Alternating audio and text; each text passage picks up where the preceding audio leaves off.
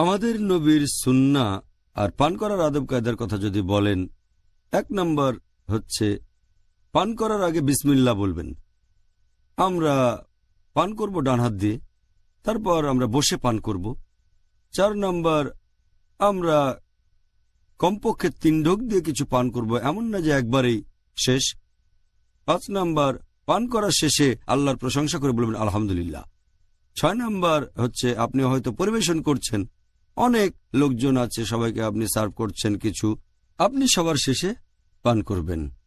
7 নম্বর, আপনি পরিবেশন করবেন ডান দিক থেকে।